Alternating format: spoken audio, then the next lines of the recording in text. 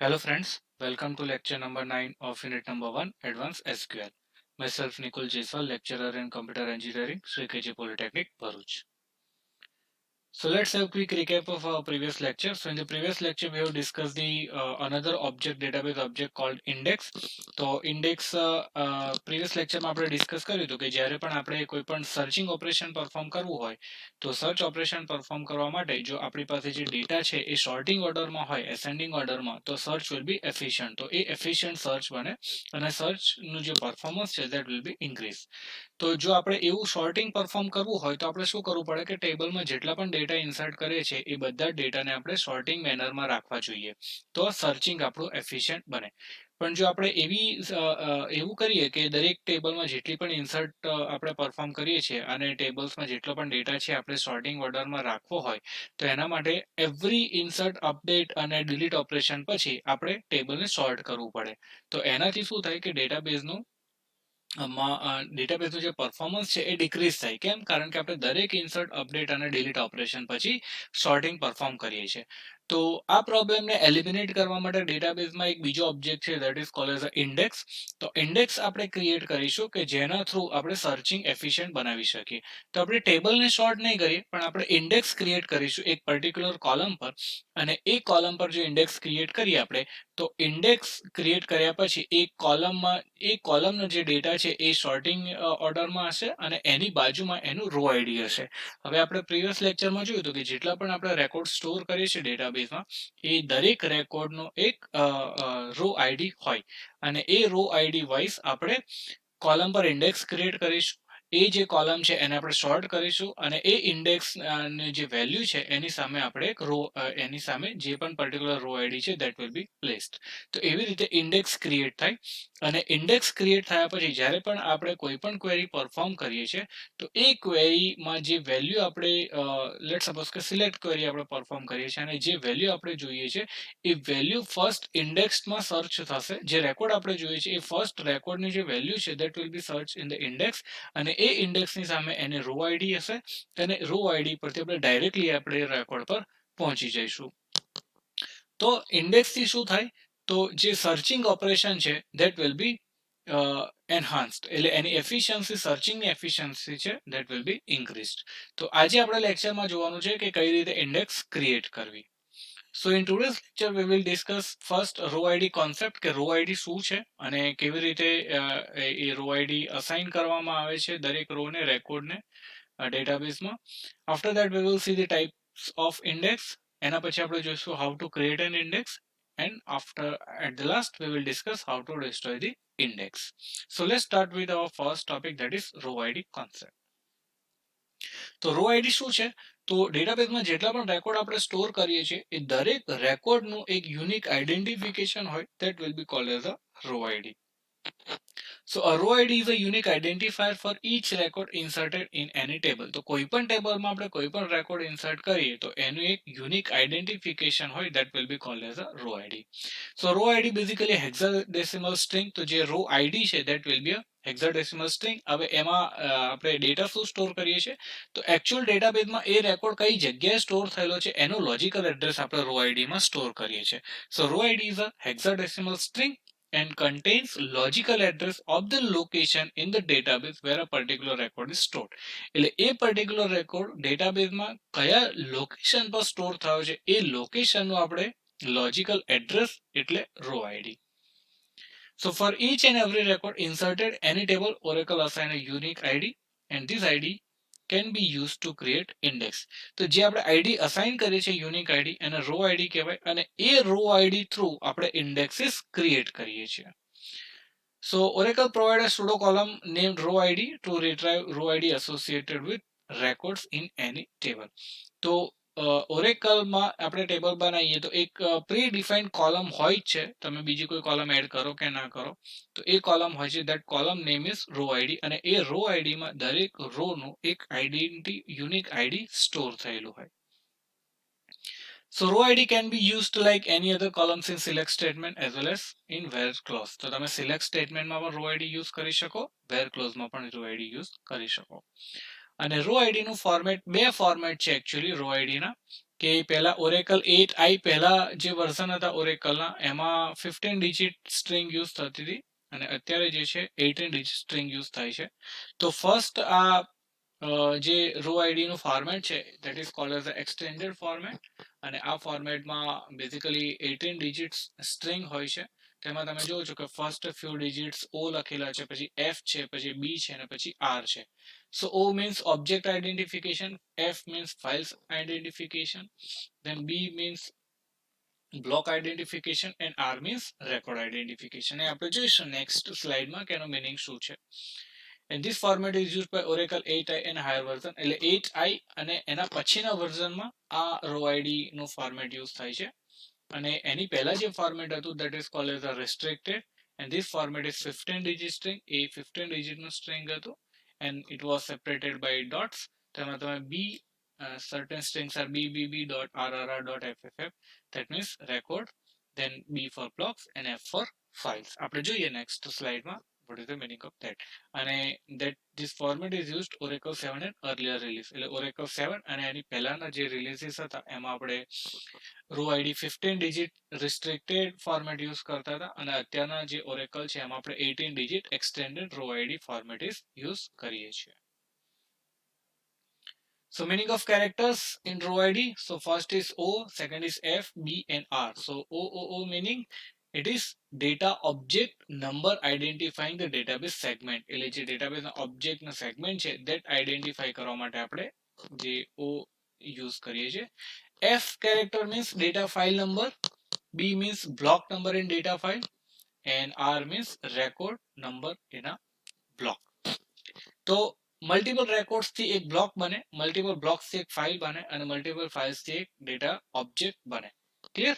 તો જ્યારે પણ આપણે કોઈ રેકોર્ડ આઈડેન્ટિફાઈ કરવો હોય તો ફર્સ્ટ આપણે ઓબ્જેક્ટ આઈડેન્ટિફાઈ કરવો પડે, એના પછી એ ઓબ્જેક્ટમાં કઈ ફાઇલ છે, એ ફાઇલમાં કયા બ્લોક્સ છે અને એ બ્લોકમાં કયો રેકોર્ડ છે. એવી રીતે આપણે પર્ટિક્યુલર રેકોર્ડ આઈડેન્ટિફાઈ કરતા હોઈએ. તો જ્યારે પણ કોઈ ક્વેરી ફાયર થાય તો એમાં કઈ રીતે એક્ઝિક્યુટ થશે? તો first it will identify the row ID. Row ID પરથી એ ફર્સ્ટ ઓબ્જેક્ટ આઈડેન્ટિફાઈ કરશે. ઓબ્જેક્ટ આઈડેન્ટિફાઈ કર્યા પછી એ ઓબ્જેક્ટમાં મલ્ટિપલ ફાઇલ્સ હશે તો એમાંથી ફાઇલ્સ એક પર્ટિક્યુલર ફાઇલ નંબર પરથી ફાઇલ આઈડેન્ટિફાઈ કરશે. એ ફાઇલમાંથી એક પર્ટિક્યુલર બ્લોક આઈડેન્ટિફાઈ કરશે અને બ્લોકમાંથી એ રેકોર્ડ આઈડેન્ટિફાઈ કરશે. So this is how the row ID character works. તો આપણે એક એક્ઝામ્પલ છે select row ID account number C name from deposit. આપણે એક્ઝિક્યુટ કરીને જોઈએ કે કઈ રીતે રો આઈડી નું ફોર્મેટ હોય છે. તો આપણે એસક્યુએલ માં જોઈએ કનેક્ટ. હવે આપણી પાસે એક ટેબલ છે ડિપોઝિટ. તો અહીંયા તમે જુઓ તો સિલેક્ટ સ્ટાર ફ્રોમ ડિપોઝિટ હું કરું તો એકાઉન્ટ નંબર સી નેમ બી નેમ અમાઉન્ટ અને એ ડેટ આવે છે. એમાં કોઈ રો આઈડી આવતું નથી, પણ રો આઈડી એક સુડો કોલમ છે. એટલે ઓટોમેટિક જ્યારે તમે ટેબલ ક્રિએટ કરો અને જેમ જેમ રેકોર્ડ્સ ઇન્સર્ટ કરતા જાઓ એ રો આઈડી અસાઇન કરવા માટે એક કોલમમાં એ રો આઈડી હોય. તો તમારે રો આઈડી ડિસ્પ્લે કરવું હોય તો select row ID then account number and C name from deposit. તો એ તમે જોઈ શકશો તો કે તમને દરેક રોમાં એક રો આઈડી મળશે. હવે અહીંયા જે પ્લસ સાઇન છે એટલે આ જે રો આઈડી છે એ બેઝ 64 નંબર હોય છે. બેઝ 64 નંબર હોય દેટ્સ વાય કોઈ સર્ટેન રો આઈડીમાં તમને પ્લસ સાઇન પણ જોવા મળશે, સર્ટેન રો આઈડીમાં તમને બેકવર્ડ સ્લેશ પણ જોવા મળશે. કેમ? કારણ કે બેઝ 64 નંબર છે એટલે. સો this is how you can print the row ID for the particular column, particular row. તમે જેવી રીતે સિલેક્ટ ક્વેરીમાં રો આઈડી આપણે યુઝ કર્યું છે એવી જ રીતે આપણે વેર ક્લોઝમાં પણ રો આઈડી યુઝ કરી શકીએ. Now types of indexes. So there are basically 4 types of indexes. First is duplicate, then second is unique, then simple and composite. So first we will see what is the duplicate index versus unique index. So an index that allows duplicate value for indexed column is called duplicate index. એટલે આપણે એવી કોઈ column પર index બનાવીએ કે જેમાં duplicate value allowed છે તો that index will be called as a duplicate index. That means કે let's suppose આપણી પાસે ડિપોઝિટ ટેબલ છે એમાં કસ્ટમર નેમ છે. હવે હું કસ્ટમર નેમ પર ઇન્ડેક્સ ક્રિએટ કરું તો જે કસ્ટમર નેમની કોલમ છે એમાં સેમ નેમના બે કસ્ટમર પણ હોઈ શકે. દેટ મીન્સ કે એ જે કોલમ છે એમાં ડુપ્લિકેટ વેલ્યુ પોસિબલ છે. હવે એના પર તમે જો ઇન્ડેક્સ બનાવો તો that index will be called as a duplicate index. So an index that does not allow duplicate value for indexed column is called a unique index. તો તમે એવી કોઈ કોલમ પર ઇન્ડેક્સ બનાવો કે જેમાં યુનિક વેલ્યુ જ હોય અને ડુપ્લિકેટ વેલ્યુ અલાઉડ ના હોય તો એને યુનિક ઇન્ડેક્સ કહેવાય. સો લેટ સપોઝ કે એકાઉન્ટ નંબર, હવે બે એકાઉન્ટ નંબર તો સેમ એકાઉન્ટ નંબર વાળા બે એકાઉન્ટ તો હોય નહીં, તો એકાઉન્ટ નંબર ઓલવેઝ યુનિક જ રહેવાનું છે. સો જો તમે એકાઉન્ટ નંબર પર ઇન્ડેક્સ બનાવો તો that will be cold as a unique index. જ્યારે પણ તમે કોઈ પણ ટેબલમાં પ્રાઇમરી કી અસાઇન કરો ને કાં તો યુનિક કી અસાઇન કરો ને એટલે ઓટોમેટિકલી યુનિક ઇન્ડેક્સ બનાવી જ દે, એ ખાસ યાદ રાખો. So unique index is created automatically for a table if it contains a primary key or unique key. જો primary key કાં તો unique key તમારા ટેબલમાં હોય તે unique index automatically create થઈ જાય based on the primary key and unique key. કેમ? કારણ કે primary key અને unique key માં duplicate value allowed નથી. So for a customer table, it is not possible to create a unique index for column city. એટલે કોઈ city નામનું column હોય કસ્ટમર ટેબલમાં તો એમાં આપણે ઇન્ડેક્સ યુનિક ઇન્ડેક્સ ના ક્રિએટ કરી શકીએ. એવી જ રીતે કસ્ટમર નેમ પર પણ આપણે યુનિક ઇન્ડેક્સ ક્રિએટ ના કરી શકીએ. કેમ? કારણ કે it may contain a duplicate values. So unique indexes are generally created on primary key or unique key. તો જ્યારે primary key અને unique key આપણે બનાવતા હોઈએ ટેબલમાં તો એ ઓટોમેટિકલી જ unique index create કરી દેશે. Now next is simple versus composite. So an index created on a single column of a table is called a simple index. કે આપણે એવી કોઈ ઇન્ડેક્સ બનાવીએ કે જેમાં ખાલી એક જ કોલમ હોય તો that will be called as a simple index. અને એવી જ રીતે એવી કોઈ ઇન્ડેક્સ આપણે બનાવીએ કે જેમાં એક કરતા વધારે કોલમ્સ હોય તો that will be called as a composite index. So now we will see how to create an index. Simple index આપણે પહેલા જોઈએ કે simple index create કેવી રીતે કરવી, એના પછી આપણે જોઈએ કે composite index કેવી રીતે create કરવી. So the syntax for creating an index is create, પછી unique optional છે, then index, index name on table name in bracket column name. તો first આપણે અહીંયા લખવાનું છે કે create index. આપણું syntax કેવી રીતે start થશે? create index. અહીંયા આપણે unique index name આપીશું. on કયા ટેબલ પર ઇન્ડેક્સ તમારે બનાવી છે ટેબલ નેમ, અને એ ટેબલમાં ઇન્ડેક્સ બનાવવા માટે તમે કઈ કોલમનો યુઝ કરો છો that column name you need to specify here.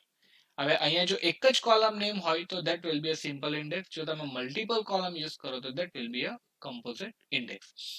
હવે જો તમે ક્રિએટ યુનિક ઇન્ડેક્સ લખો તો એ ઇન્ડેક્સ જે ક્રિએટ થશે that will be a unique index. અને જો તમે કઈ સ્પેસિફાઈ ના કરો તો that will be a duplicate index. Clear?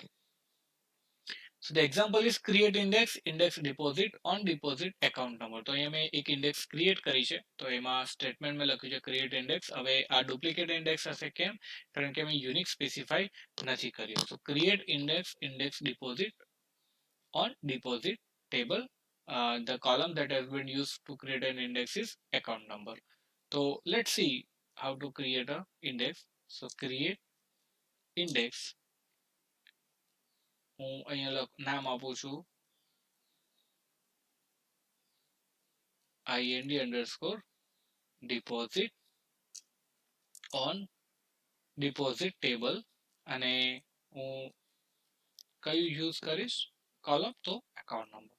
So index is created. So it will create an index. હવે મારે યુનિક ઇન્ડેક્સ બનાવી હોય તો હું શું લખીશ અહીંયા?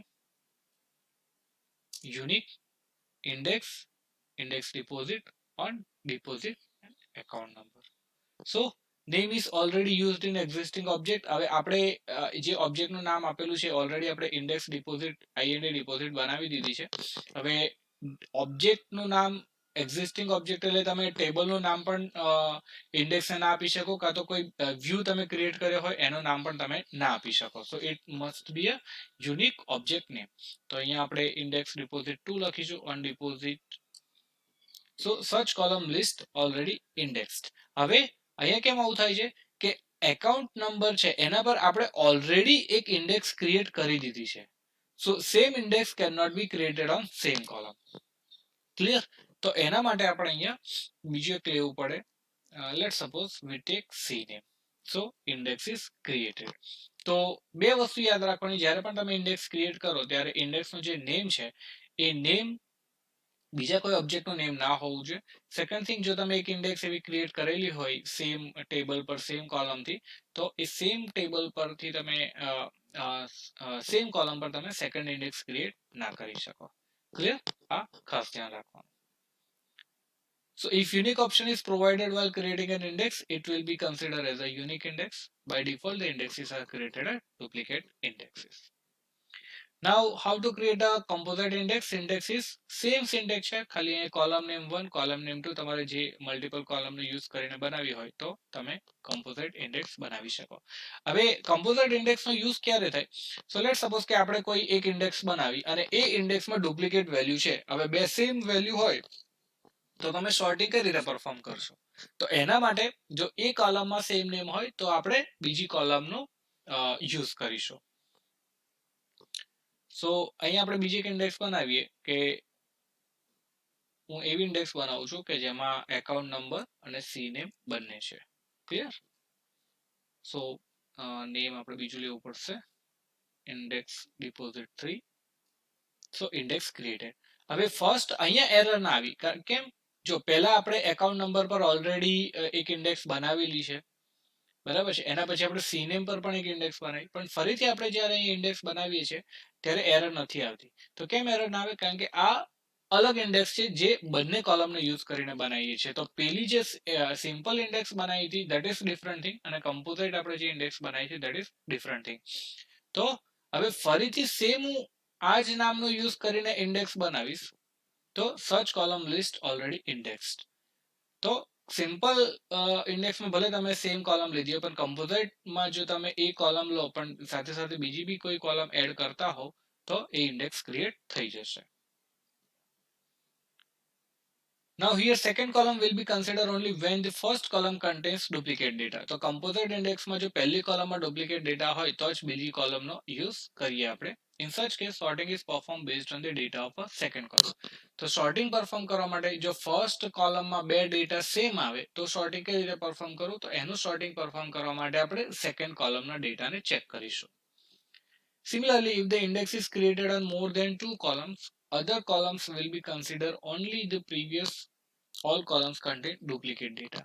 એવી રીતે ઇન્ડેક્સમાં પણ ઇન્ડેક્સમાં કેવી રીતે સર્ચ કરીશું? જો પહેલી કોલમમાં સેમ ડેટા હોય તો જ આપણે બીજી કોલમનો ડેટા જોવાનો છે. Now multiple indexes on a table. હવે એવું જરૂરી નથી કે આપણે એક ટેબલ પર એક જ ઇન્ડેક્સ ક્રિએટ કરી શકીએ. તમે અહીંયા જોયું હશે કે આપણે એક જ ટેબલ પર 4 ઇન્ડેક્સ ક્રિએટ કરી છે. First simple index with account number, second simple index with C name, third index આપણે ક્રિએટ કરી છે with account number and C name. તો એવું જરૂરી નથી કે એક જ ટેબલ પર તમે એક જ ઇન્ડેક્સ ક્રિએટ કરી શકો. તમે મલ્ટિપલ ઇન્ડેક્સ પણ સેમ ટેબલ પર ક્રિએટ કરી શકો. So it is possible for a table to have more than one index. So a table can have any number of index. If a query fired on a table does not contain where clause, no index is used for that query. આ ખાસ યાદ રાખવાનું છે. જ્યારે પણ તમે કોઈ query fire કરો અને એ ક્વેરીમાં વેર ક્લોઝ ના હોય કાં તો ઓર્ડર બાય ક્લોઝ ના હોય તો તમારે કોઈ ઇન્ડેક્સ જોવાની જરૂર નથી. ડેટા પ્રિન્ટ એમ જ સિલેક્ટ થઈ જશે. So an index is used where or order by clause is specified in a query. તો ઇન્ડેક્સ નો યુઝ ક્યારે આપણે કરીએ છીએ? જ્યારે where અને order by clause હોય. કારણ કે where કન્ડિશનમાં આપણે લખી કે where account number is equal to this, ત્યારે જ આપણે સર્ચ કરવાનું હોય. બરાબર છે? તો એ ટાઈમે જ આપણે ઇન્ડેક્સ નો યુઝ કરતા હોઈએ છીએ. So if a table contains more than one index, a particular index is selected based on the column specified in where or order by clause. હવે એક જ ટેબલ પર મલ્ટિપલ ઇન્ડેક્સીસ હોય તો કોઈ પણ ક્વેરી આપણે પરફોર્મ કરીએ તો કઈ ઇન્ડેક્સને કન્સિડર કરવાની? તો એના માટે વેર ક્લોઝમાં જે આપણે કોલમ સ્પેસિફાઈ કરીએ છીએ કાં તો ઓર્ડર બાય ક્લોઝમાં આપણે જે કોલમ સ્પેસિફાઈ કરીએ છીએ એના સ્પેસિફિકેશન્સ પર ડિપેન્ડ કરશે કે આપણે કઈ ઇન્ડેક્સને ચૂઝ કરીશું for searching the data. So multiple indexes on table must be created carefully. Too many index may degrade the overall performance. હવે જ્યારે મલ્ટિપલ આપણે ઇન્ડેક્સ ક્રિએટ કરીએ તો શું થાય? આપણને બધાને ખબર છે કે જ્યારે પણ કોઈ આપણે ઇન્સર્ટ અપડેટ કે ડિલીટ ઓપરેશન પરફોર્મ કરીએ તો ઇન્ડેક્સમાં ચેન્જીસ થાય. બરાબર છે? તો મલ્ટિપલ ઇન્ડેક્સીસ હોય ટેબલમાં અને આપણે એક ઇન્સર્ટ લેટ સપોઝ કે એક ટેબલમાં 5 ઇન્ડેક્સ છે, બરાબર છે, અને તમે એક ઇન્સર્ટ પરફોર્મ કરો છો તો એનાથી શું થશે કે જે 5 ઇન્ડેક્સીસ છે એમાં મોડિફિકેશન કરવું પડે. તો વધારે જો ઇન્ડેક્સિસ હોય તો એ તમારા ડેટાબેઝનું પરફોર્મન્સ ડિગ્રેડ કરે. So the reason behind is whenever a record table is inserted, deleted or updated, indexes created on that table need to update it. Sorting of content of index is required each time such operation is performed. So if there is too many indexes, this processing may take a longer time resulting in slower system. એટલે જ્યારે insert update delete operation perform કરે ત્યારે ઇન્ડેક્સમાં changes થાય એને short કરવું પડે. જો multiple ઇન્ડેક્સીસ હોય તો બધી જ ઇન્ડેક્સમાં એ ચેન્જ કરવું પડે અને શોર્ટ કરવું પડે. ધેટ્સ વાય જો વધારે ઇન્ડેક્સીસ તમે સિંગલ ટેબલ પર ક્રિએટ કરશો તો એ પરફોર્મન્સ ઇન્ક્રીઝ કરવાની જગ્યાએ તમારું પરફોર્મન્સ ડિક્રીઝ કરશે. એટલે જ્યારે પણ મલ્ટિપલ ઇન્ડેક્સ તમે ક્રિએટ કરો you need to be very careful. Thus, indexes speed up the data retrieval, but they slow down the other operations such insert, update or delete. Now, next topic is destroying an index. તો કઈ રીતે destroy કરશો? Same syntax છે, drop index, then index name. Example is drop index, index deposit. So let's try to destroy our index. Drop index. તો આપણે નામ આપ્યું છે deposit. So index drop. So this is how you will drop the index from particular table. Clear? So this was all about the creating and destroying the index and the types of index. I hope you did understand all the topic that has been discussed in this video lecture. Thank you so much.